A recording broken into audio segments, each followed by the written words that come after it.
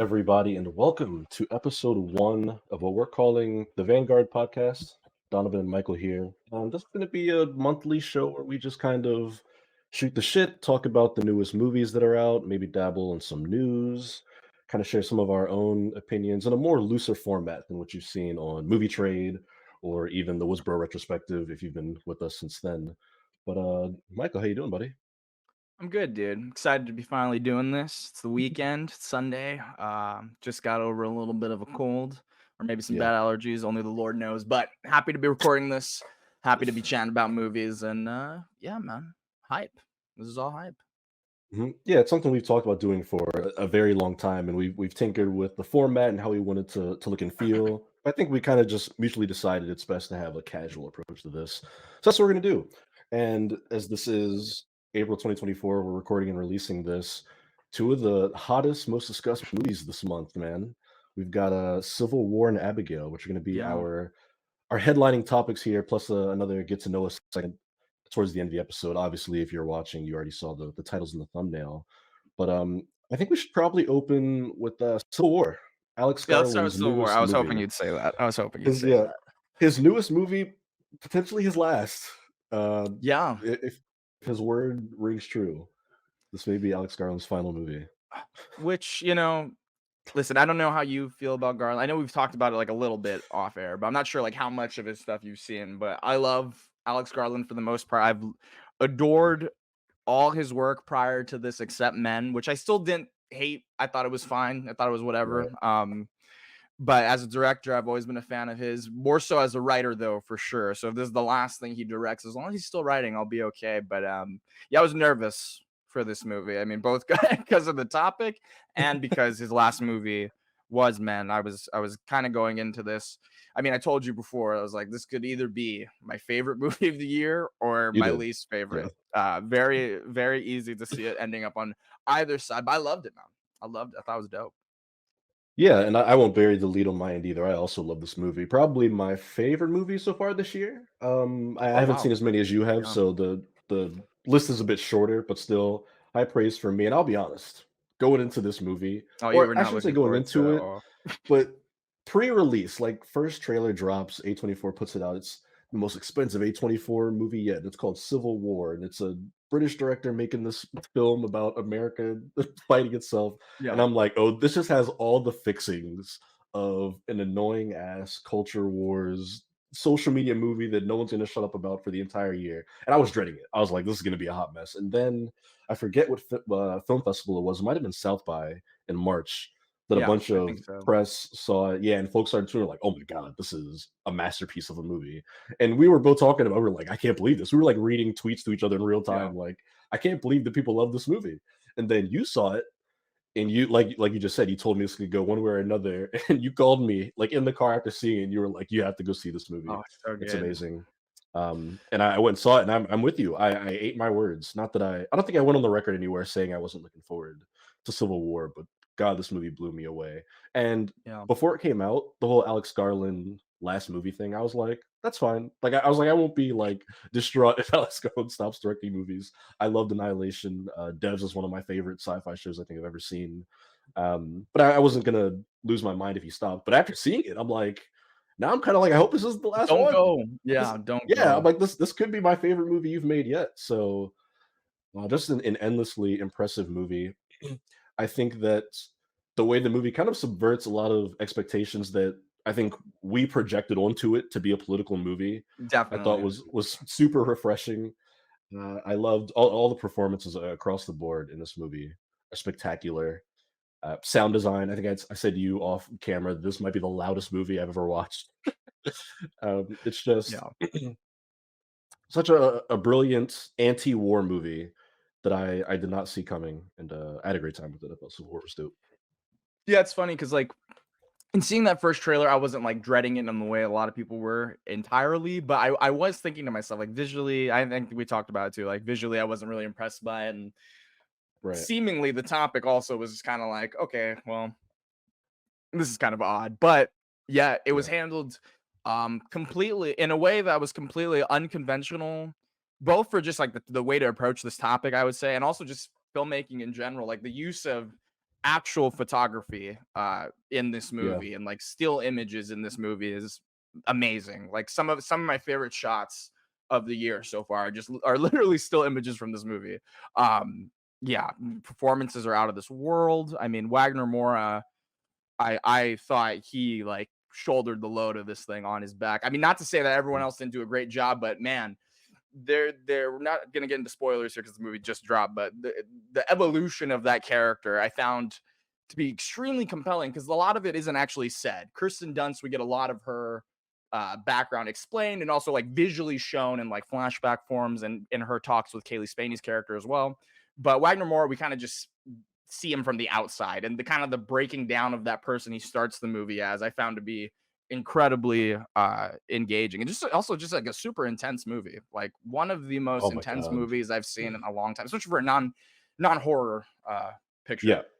Which exactly where I was gonna go next is maybe the most scared I've been watching a non-horror movie in many, many years. Like Mm, some of the war sequences in this movie are just so gripping, intense. Um, from the trailer, the Jesse Plemons scene, what kind of Americans are you? That scene, like in the theater, I was like almost shaking watching that yeah, you play out in can't real breathe, man, time. watching that scene. It's Yeah, insane. there are multiple scenes like that where you're just like on the edge of your seat, and it feels like anything can happen in this moment. It's a testament to kind of this ruthless world that Alex Garland has set up, right? Where you see so many people die in this movie in such brutal yet matter of fact fashion Yeah. that yeah, whenever there is like a battle sequence or the photographer's like on the front line of a a battle, you're like anyone can drop right here. It's just bullets are flying, my chair's goddamn shaking in the Dolby theater. It's good stuff. That's filmmaking right there. Yeah, it's a trip, man. The sound design, I mean, one of my favorite movies of all time is Michael Mann's Heat. And this Mm, very much so reminded me of the first time I watched that film and got to that yeah. bank heist shootout in the streets of LA, and my ears were shattering in my own home, let alone not even in a theater. And then this movie, I mean, my God, it just completely rocked my world. And yeah, leading up to that final, you know, battle, quote unquote, sequence, like in Washington, D.C., man, like truly some of the most breathtaking sequences I've seen in a really, really long time. I think Garland is a very patient filmmaker, and I'm glad that the movie was not just like a shoot 'em up fest kind of film. No. Because when it gets there, it's very exciting and engaging, but it really takes its time before we even enter that sphere. And then even when we enter that space, that's not really the focus of it still. No. And I think that lends itself so well to the themes of this movie, to the characters' objectivity, their view as photojournalists, and the morality or lack thereof in their profession. And yeah, man, there's a distance in the filmmaking that I think is so intentional and so good and cold and calculated with this film that really helps make the message ring true. Yeah, such a character-driven story, again, something I was not expecting. I love how in the weeds they get about journalism, specifically photojournalism. As somebody who studied it myself, I didn't do photojournalism, but I studied broadcast, and there's some crossover in the tenets between the two.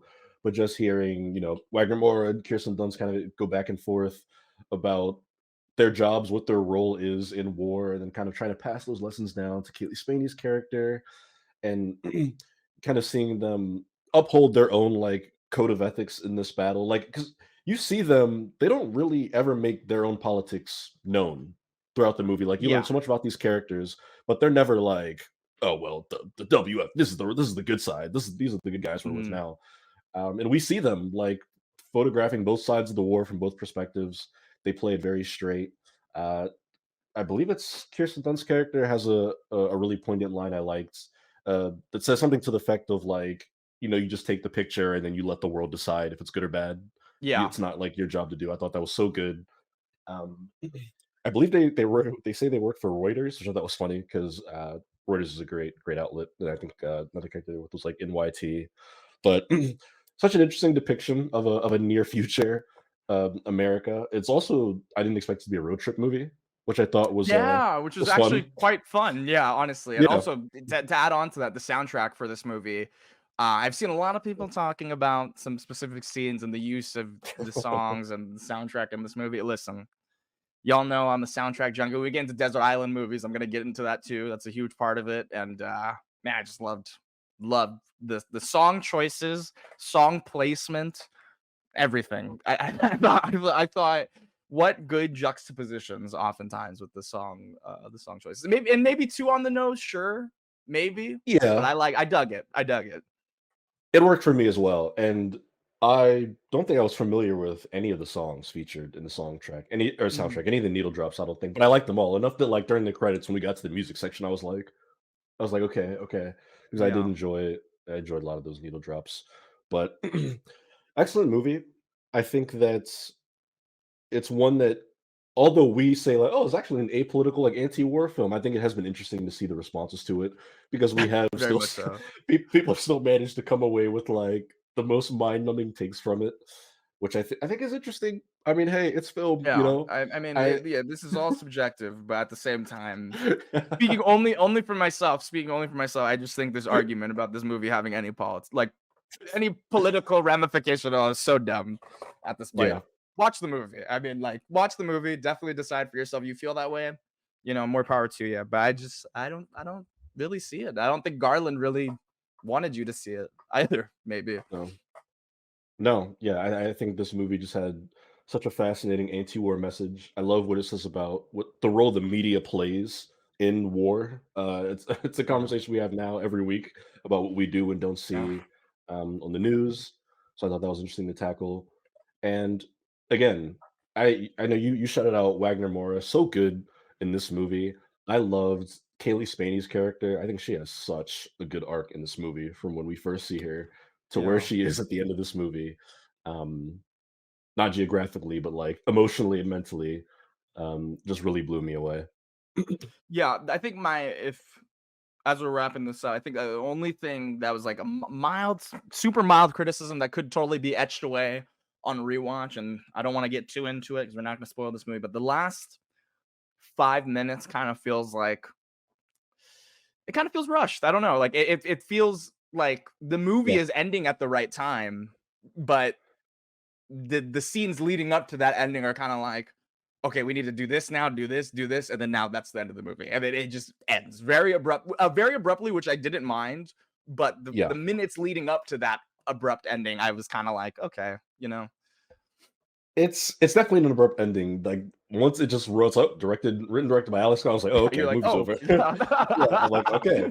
But it does have that feeling where it's kind of building to that crescendo, like the roller coasters ascending the tracks, and then it's Definitely, like, and we're done, and it yeah. just kind of cruises right to a finish. I felt the same way, I think.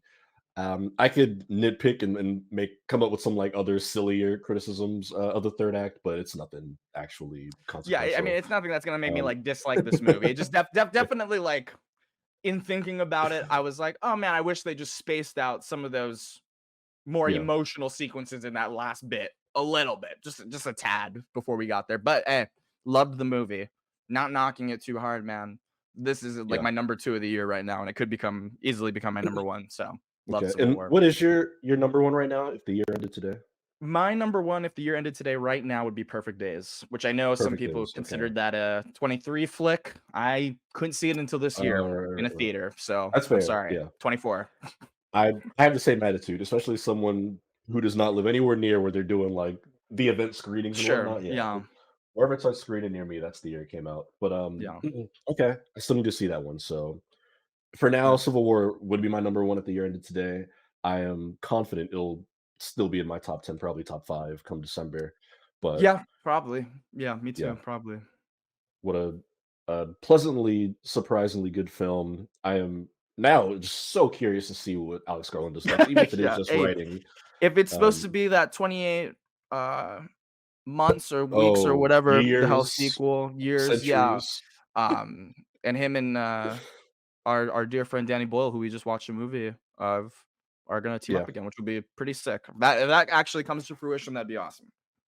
that would be interesting. I think they said Nia DaCosta is supposed to be directing one of those too, because they announced it's like a Oh, trilogy. interesting. I That's did a not know whole that. that's a whole thing they're doing. Yeah, it's more power Someone to them. more power But to them, but someone also save Nia DaCosta because she's great, and I just yeah, wanna say that please. also. But anyway. No, that's a good point. And that's one movie. We got another one that's even newer than Civil War, buddy. This just It's came out like a day ago, 2 days ago, yeah, whatever. fresh on both of our minds and hearts is Abigail, the latest radio silence film directed by Tyler Gillette, Matt Bettinelli open. We've got a bit of like, I feel like baggage is the wrong word here, but we've got a bit of a like Yeah. history come into this movie. We did not see this movie in a vacuum. I No, think it's and worth I think mentioning. that's one of the toughest things about, like, at least from coming from where I'm about to come from, like, I loved their 2 Scream movies. I really liked Ready or Not. Yeah, And their humor sensibilities have avoided a lot of the trappings that I've really disliked of modern horror comedies for the most part. yeah, So I definitely agree. came into this like excited, very nervous from the trailer, which I did not care for, but excited for them, for Melissa Barrera, Yeah. and for Dan Stevens, who I love so much too. So that was my feeling going into it. What was yours before we actually talk about this thing? Yeah, same thing you said, right? I love Radio Silence's other three movies, Ready or Not. Such a refreshing horror movie in 2019 when that came out.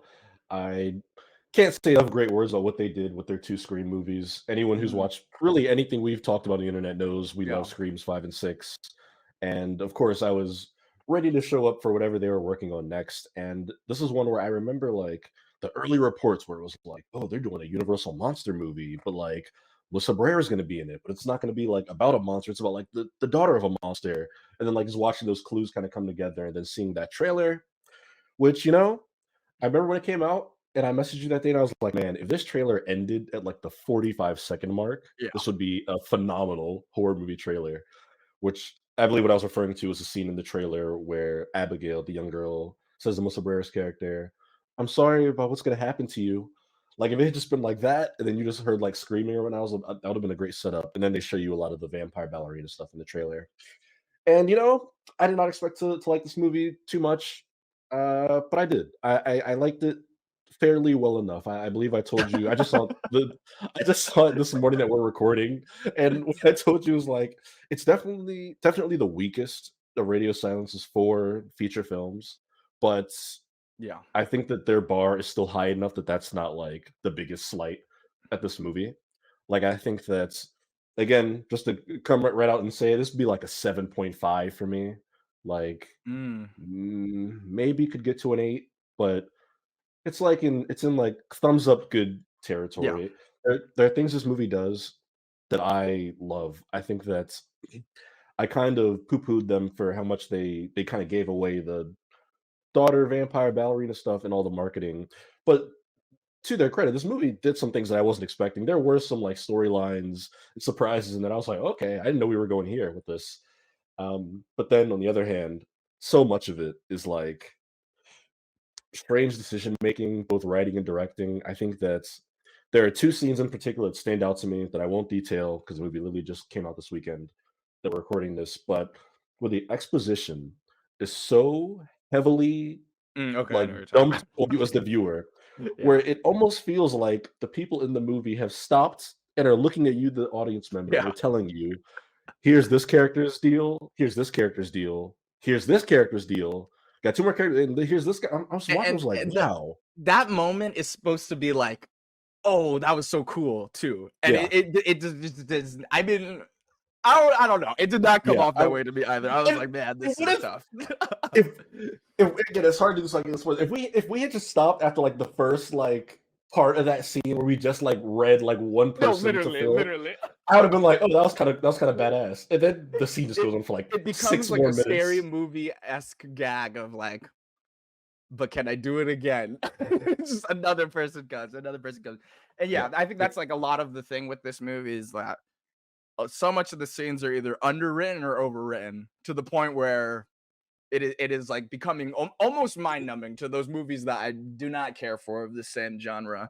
And I think it Mhm. rides that line very thin for me. And even talking about it now, I'm starting to be like, my thumb is like this, like diagonal up slightly. You know what I mean? Like I did like it. I thought Dan Stevens was so fun in this movie. Catherine He Newton, is. and Kevin Durant are having like the time of their life in this movie. And Yeah. I would have if they made a spin-off of them three doing like other heists or like something of that nature, I'd watch it. I'd be there for it. Um, and even like the other character, obviously we talked about. Or actually, we haven't talked about it. We talked about off air. Angus Cloud. This is his last film. I Yeah. thought he was really good in this. Um, Yes. do not know the name of the other actor. I don't think I've seen him before in anything. But I thought William Ketlett. William Uh, Catlett, yeah, yeah. tiny role, but I thought he was great, and I wish that they gave him a little bit more to do with his time on screen. But I kind of want to let's address something. Let's talk about the Melissa Yeah. Barrera thing, especially as fans of Okay. Scream and of Radio Silence and of Melissa Barrera. I think we could both say Yes. that we're fans of hers. Um, 100%. when people were dogging on her for Scream 5, I understood that to an extent, but I really did not feel like that was her fault. That comes to like this team's thing with overwriting, in my opinion, in their delivery of Yeah. like exposition and how they get around exposition. So that wasn't on her, and I thought she killed it in Scream 6. Like I really Oh thought yeah. she carried the load of that movie so well. So I was bummed in watching this that I did not. Man, I want her to be so much better in this movie, man. Just like a very dull, muted performance. That is so sad to me. I think muted is a good word for it because she's not like doing anything offensively bad. Like sometimes you watch a movie and you're like, wow, this actor's in a different movie. Like I don't know how these people are on the same set. I didn't Yeah, it's get not that. that. It's not that. Yeah, I didn't get that feeling watching her, but you just shouted out Dan Stevens, Catherine Newton, and Kevin Durand, and watching those actors, they're having a ball in this movie. They They're are just full so of life and yeah. energy. Yeah. They are at a 10 from the moment they appear on screen until the moment they leave the screen, and I just cannot see the same for Melissa Barrera's performance in this movie. Now, that also comes with the fact that she's like the one character that they give like emotional depth on multiple Yeah. layers, Yeah. whereas the rest of them are kind of just like silly, goofy horror movie characters. And she has her moments, particularly toward the end. She has a couple I sequences loved her in the where, last like yeah, 15, 20 minutes of this I'm thing. seeing Yeah. I'm seeing the Melissa Barrera I know and love. But yeah, I'd probably say like 70% of this movie, it is a very forgetful, non-impactful, unmoving Yeah.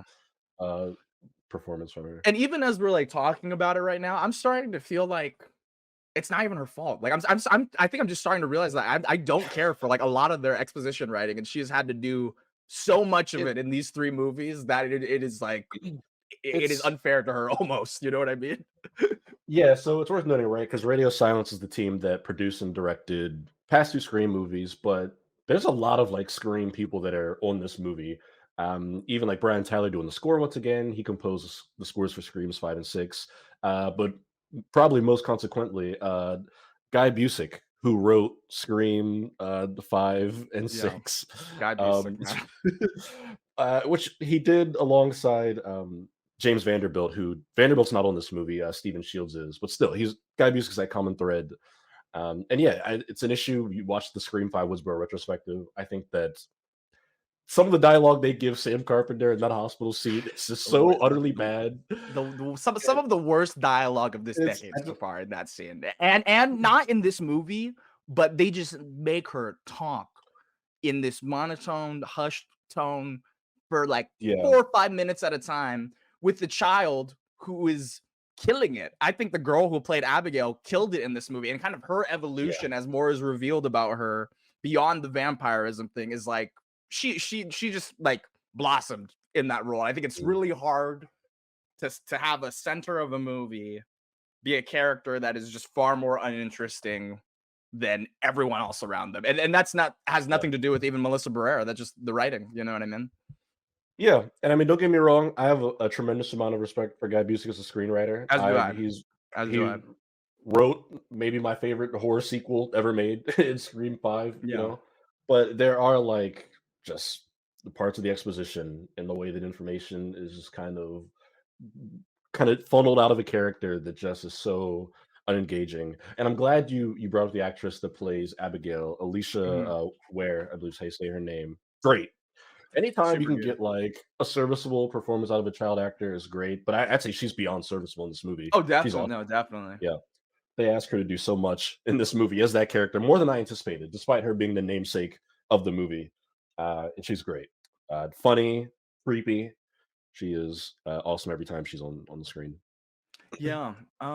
Yeah, like overall, like I definitely had fun with this movie. All the quirky characters. The gore is really good if you're a fan of blood and Oh guts. yeah. There's some really great gore here. Mhm. I honestly want to give a big shout out to Catherine Newton too, who's someone that I don't think I've said this on like anything because we haven't talked about like any of her movies on this, but Yeah. not the biggest fan of Catherine Newton's previous work. She seems absolutely lovely and kind-hearted individual, but I just haven't like resonated with a lot of her work, and maybe that's just because of the movies that she's had to be in. But loved Yeah. her in this. Thought she was so funny, effortlessly so too, and her dynamic with Kevin Durand was one of the biggest highlights Yeah. of this movie for me. Yeah, love them both, but really happy to see Catherine Newton doing great, man. Really enjoyed her I performance. was I was pleasantly surprised to hear that from you because this is this is one actor where you and I are like just on opposite ends of the spectrum. I'm a big Absolutely. Catherine Newton fan. Like I loved her in Freaky. I think she's a huge reason why that movie works. Even going back to her non-horror stuff like Detective Pikachu and Blockers, like I've loved her in a Hmm. lot of the stuff I've seen her I did in. like her in Blockers. I forgot Um, actually that was her. I yeah, did like her in Blockers. mhm. Yeah, and then of course this year I know she got a lot of love for Lisa Frankenstein, which I don't think either of us have seen yet, but it's No, one I'm haven't going to seen make it. a point Haven't to seen it. for sure sooner or later. But yeah, she's great in this. I think that she's one of many entertaining performances in this movie, and a movie that like gets a lot out of its supporting cast. I'll say like there are people that are in this movie for like 10 minutes. I think that have a that contribute a lot while they're on screen, um, which I think is probably just a testament to the directing and a lot of the performances there. Yeah. But I liked it. Again, I didn't love it. Wasn't crazy for Abigail. I think that I had low expectations going in, which helped. Yeah. Um, but of course, happy to go support that team, support Melissa Barrera in their opening weekend, and I just look forward to seeing what they do next. I know they have some rumored projects, but it's gonna be a very interesting career trajectory from here for I think everybody involved. Yeah, man. I obviously am far less warm on this movie, but I had a good time with it. Like I had fun with it. It's just nothing I'm gonna be thinking about in like 2 or 3 weeks from now, sadly. And Yeah, it's I probably wish that wasn't the case. But that's okay because I could just watch Scream 5 and 6 again. I want some Radio Silence goodness. Wishing them, yeah, Melissa Barrera, the whole honestly, also shout out to the Scream 5 and 6 cast. I'm wishing them all the best and hopefully Radio yeah, Silence gets to work with more of them again in the future. That'd be cool. yeah. I don't usually follow like all the weird personal interminglings of actors and stuff, but I do remember seeing a few days ago at the like Abigail premiere that like a bunch of Scream cast was there. It was like Mason Mm, Gooding, David Arquette, whatnot. So although we've probably seen the last of that group altogether on screen, yeah. won't get into that whole situation. It was cool to see that solidarity there. So there you go. Civil War and Abigail, two movies that I think I was gonna say we both give thumbs up. I definitely give both of them thumbs up if I have to go I one or would go the other. like But that. yeah, okay. Yeah, That's fair. like that. You know, you guys. That's fair. But you know what? They're two, in my opinion, entertaining movies, and that I can give two You thumbs up know, to. So if you want to be there you go. entertained, bam, two thumbs up, easily, Yeah. easily, easy I Rex. will 100% second that. And now that we've, given some light reviews of a couple of movies, since this is the first episode of the Vanguard podcast, Yes. figured we should do a bit of an icebreaker, despite the Yeah. fact that you and I have already recorded what has to be dozens and dozens of hours of content at this point Definitely. to the internet. Definitely. Uh, Michael and I have very interesting, I think, perspectives and opinions on film. I think we give Yeah. each other shit for a lot of the stuff that we're into and not into, all in good fun, of course. But I thought a fun, like, introductory first episode icebreaker scenario would be to pick our deserted island movies. Say we, for whatever reason, we wake up and just straight up castaway style, we're trapped on an island by ourselves, but we have a high quality Blu-ray player and a capable display. We get to bring 5 Blu-rays with us. What would those movies be? Not or sorry, 4 movies. What would those movies be? And not necessarily our 4 favorite movies. You Mhm. can go to our respective letterboxd accounts to get that information. I think there's a bit more that goes into a desert island movie, because it's something that you're going to be watching over and over and over. So you're gonna need some replayability there. You're gonna need some I would assume some depth, but maybe not. Maybe you do just want something that's dumb fun if you're gonna have to watch it a million times. But I thought it'd be a fun, interesting peek into our own tastes and relationship with movies. So without further ado, let's get into this. Yeah, So man. I guess for format, we could just go back and forth. I do one, you do one. I do Let's one, you do do it. one. Let's do it. All right, sweet. I will start us off with one that was easier for me to pick. It was hard to hammer down four, but there was one that was a no brainer for me, and it is 2018's Spider-Man Into the Spider-Verse. Oh, good pick. Yeah, Good it's pick. all-time favorite for me. Yeah, this is like a top fiver. I think it's the best Spider-Man movie. It's one of, if not my favorite comic book movies, period. I think that it's endlessly entertaining, but there's so much heart in it. And I think that that's the important part for this scenario, right? Where like I'm stranded, I have no contact with other human beings, and I probably never will again. I need something that's gonna like keep the human being in me alive. Yeah. And I think this movie has so many of those moments, right? You know, you talk of the leap of faith, the relationship with Uncle Aaron, kind of meeting the other spider people and learning that he's not alone in that struggle, you know, as I lay on the sand and look up at the stars at night, and I'm not alone on this planet, although I'm definitely going to die on this island. I think that there's a lot I could take from this movie in a life or death survival situation. That's a good pick, man. That see, that's the thing. I that movie is like in my top like 6 or 7 movies of all time. You know, I have some on this And, list that are up there as well. That didn't even cross my mind. Like the way my mm, mind, and this is like a perfect. I love that you pitched this desert mm. island thing because the way we even went about creating this list, and when we get into like explaining our picks, Oh, is it's going to gonna be good. completely illustrate to the audience how we view movies and the differences here. I love that explanation. Great movie. Love that film. Um, Thank you. okay, I guess I don't know which order I should do this in because these are all this is so funny now. But I think the first one I'm gonna start with is Xavier Dolan's Mommy from 2014, which is a movie that Oh, honestly I think of the ones on this list I've probably seen the least so far. okay. But man, love this movie. Talk about the human connection, man. If I was alone, this gives you the whole spectrum of humanity, the good, the bad, the guilt, the shame, the fun times, all of it. And the soundtrack alone, I could just leave this movie on in the background with sound and just the soundtrack, or with no sound and just watch the visuals. That's how stunning Yeah, of a film this is to me. And I think a lot of these picks on here are like vibe movies, you know, movies that I could just sit yeah. back and just sink into it. If I'm gonna be stuck here, I want to be able to vibe as much as possible. So yeah, Mommy, gotta be my first pick. I haven't seen this movie. I need to watch it. You may have mentioned it to me before, but I need to put Mhm. this on my watch list and watch it. I'm so glad you brought up soundtrack because that's also such an important aspect to this, right? Because you Yeah, don't have any other devices. This is your sole entertainment. You're getting your movie out of it, but why not get some music too? And exactly. only really, I feel like that also just solidifies my Spider Verse pick because Yeah, one of the best soundtracks yeah, for a movie in recent history. I mean, Sunflower alone is worth considering having this movie. Even if this movie was like a 6 out of 10, I'd think about it just to sure. have Sunflower in the rest of that And soundtrack. that would be fair. I wouldn't judge you. It's a great track. My second one is a bit more generic, a bit more cliche, but I have to go with my OG Jurassic Park. It's Eh, really one of the first, maybe the first movie I loved as a kid that I just wanted to rewatch over and over again. That really just like blew my mind away in terms of like not believing what I was seeing on screen.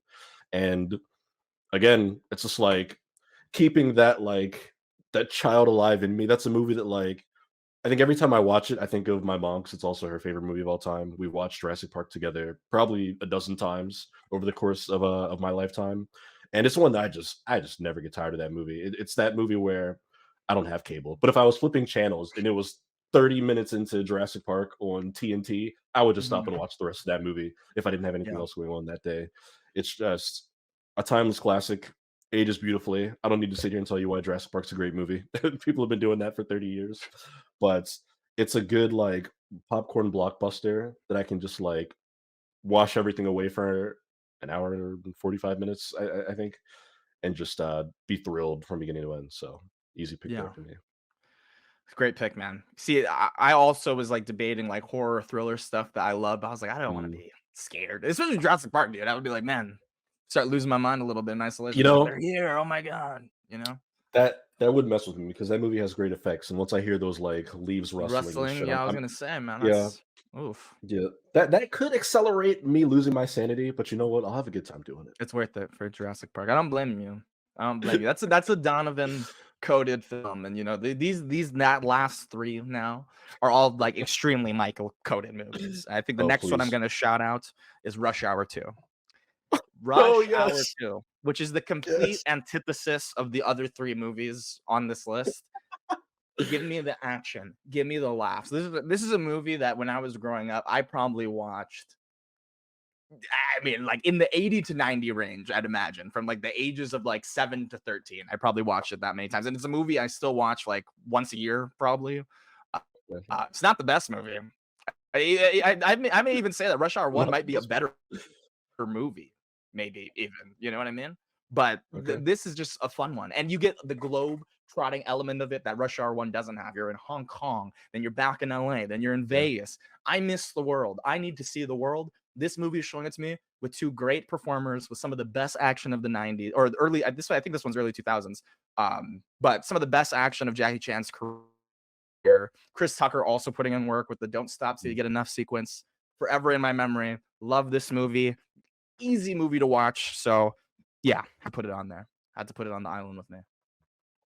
I love that pick. You talk about Jurassic Park being a Donovan coded movie.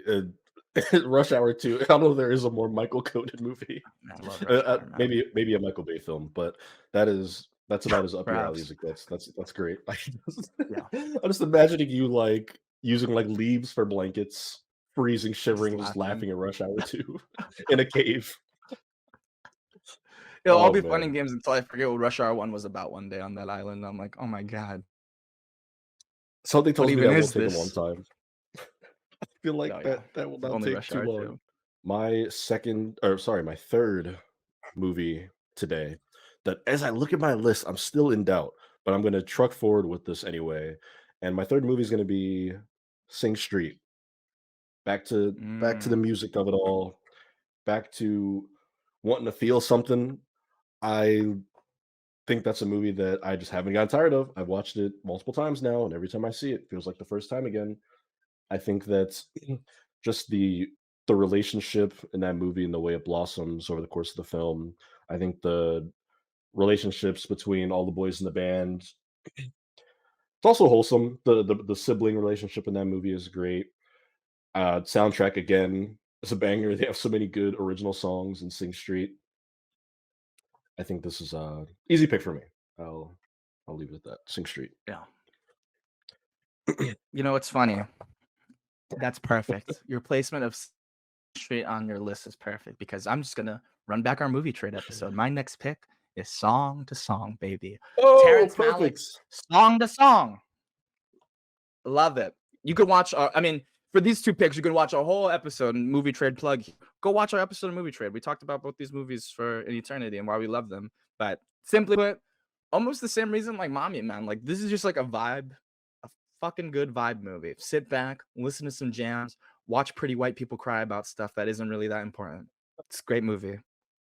Great movie. It is, this is a movie that's definitely about that. And like you said, watch the movie trade episode. I believe that is the first episode of movie trade, correct? That's our first episode. Yeah, I think that's our first episode.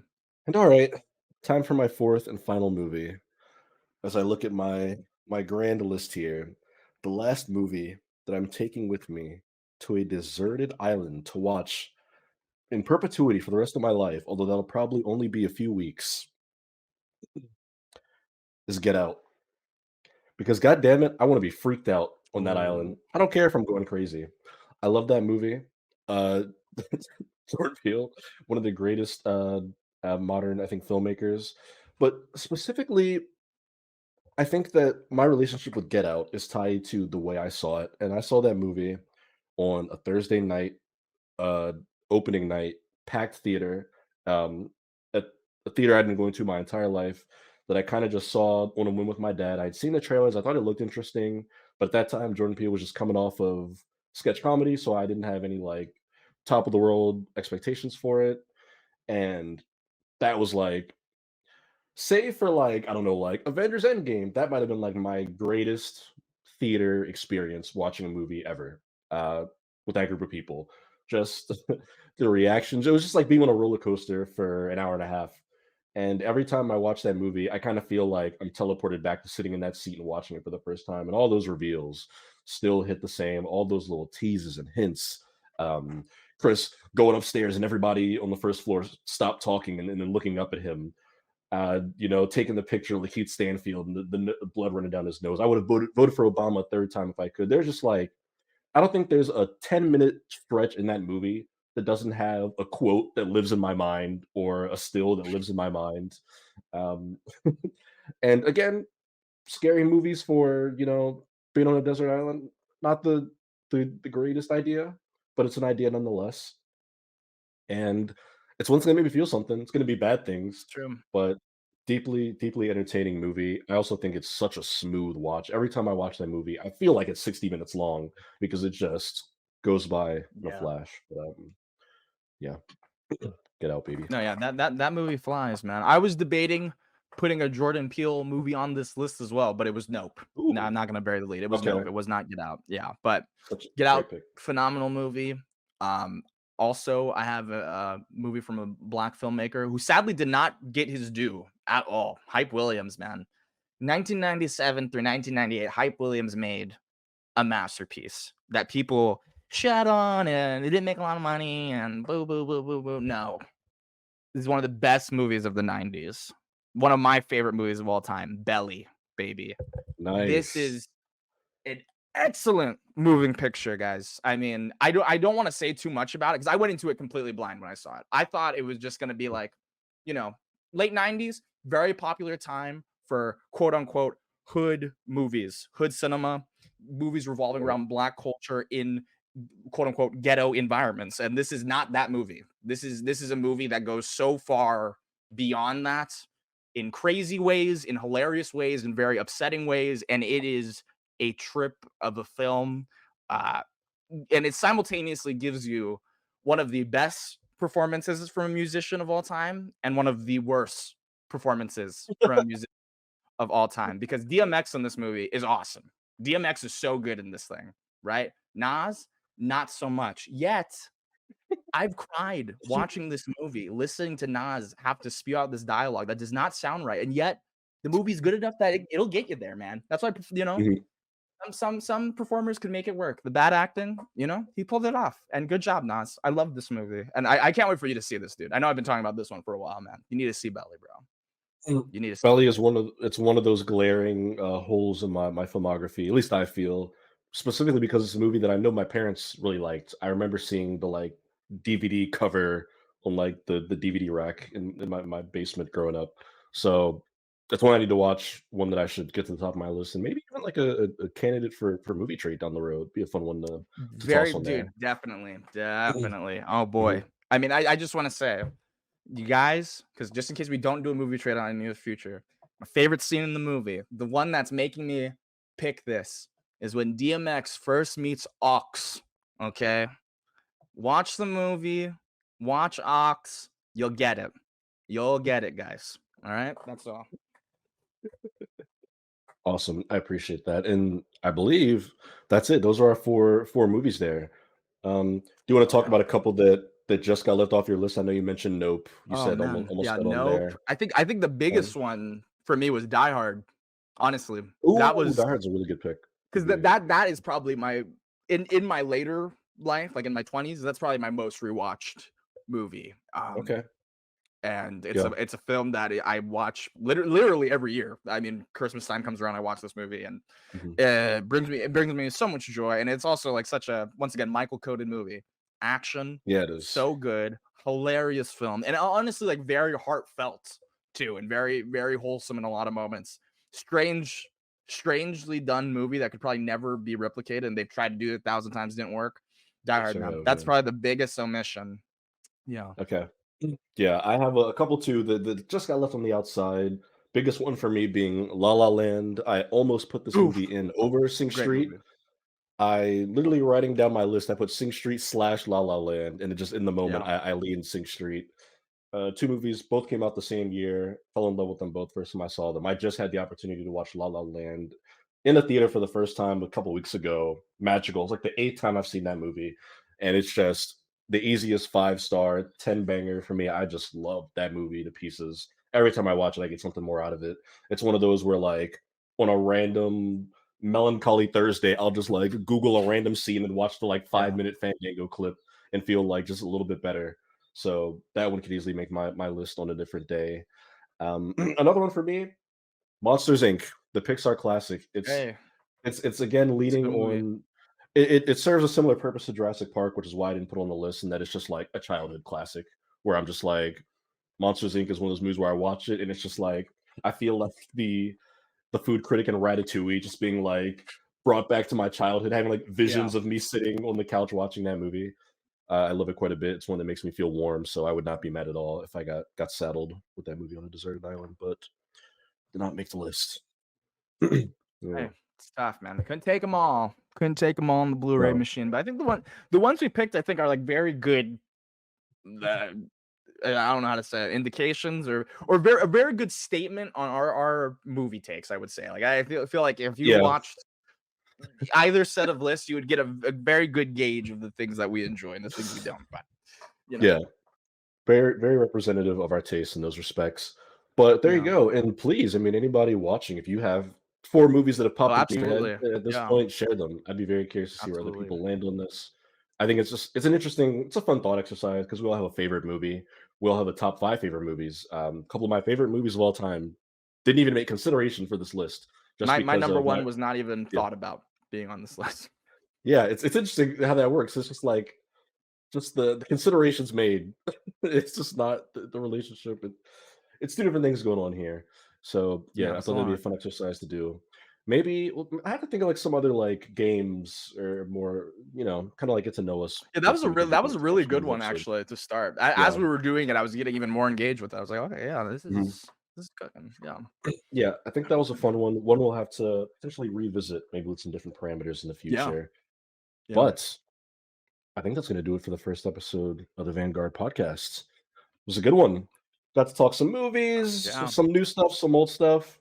Appreciate everybody checking in with us. There'll be more Vanguard podcasts to come. It's going to be a monthly thing, but in between then, you'll get your movie trades, and we've got some other stuff being cooked up as well. But till that stuff gets here, I'm Donovan.